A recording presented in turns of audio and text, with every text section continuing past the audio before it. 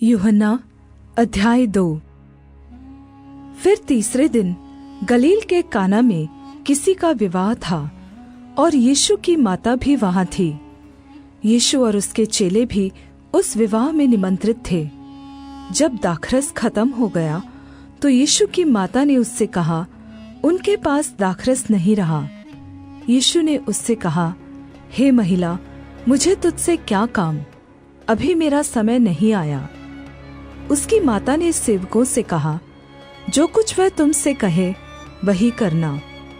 वहां यहूदियों के शुद्धिकरण के लिए पत्थर के 6 मटके रखे थे, जिसमें 2-2, 3-3 मन समाता था।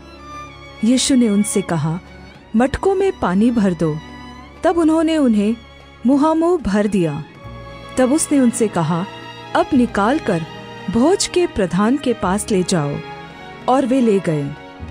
जब भोज के प्रधान ने वह पानी चखा जो दाखरस बन गया था और नहीं जानता था कि वह कहाँ से आया है, परंतु जिन सेवकों ने पानी निकाला था वे जानते थे, तो भोज के प्रधान ने दूल्हे को बुलाकर उससे कहा, हर एक मनुष्य पहले अच्छा दाखरस देता है और जब लोग पीकर छक जाते हैं तब मध्यम देता है, परंतु तूने अच्छा दाखरस अब तक रख छोड़ा है।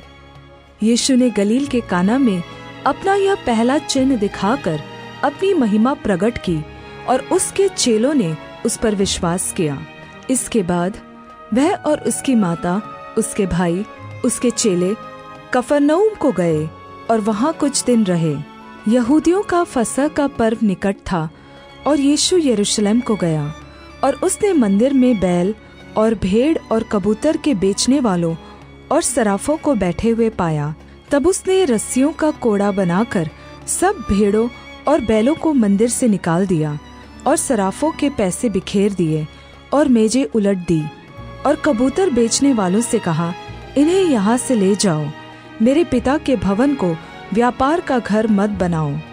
तब उसके चेलों को स्मरण आया कि लिखा है, तेरे घर की धुन मुझे खा जाएगी। इस पर यहूदियों ने उससे कहा, तू जो यह करता है तो हमें कौन सा चिन्ह दिखाता है? यीशु ने उनको उत्तर दिया, इस मंदिर को ढा दो और मैं इसे 3 दिन में खड़ा कर दूंगा। यहूदियों ने कहा, इस मंदिर के बनाने में 46 वर्ष लगे हैं और क्या तू उसे 3 दिन में खड़ा कर देगा? परंतु उसने अपनी देह के मंदिर के विषय में कहा था। फिर जब वह मुर्दों में से जी उठा, फिर उसके चेलों को स्मरण आया कि उसने यह कहा था और उन्होंने पवित्र शास्त्र और उस वचन की जो यीशु ने कहा था विश्वास किया।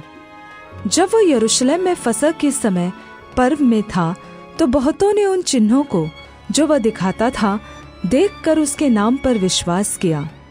परंतु यीशु ने अपने आप को उनके भरोसे पर नहीं छोड़ा, क्योंकि वह सब कुछ जानता था और उसे प्रयोजन न था कि मनुष्य के विषय में कोई गवाही दे, क्योंकि वह आप जानता था कि मनुष्य के मन में क्या है।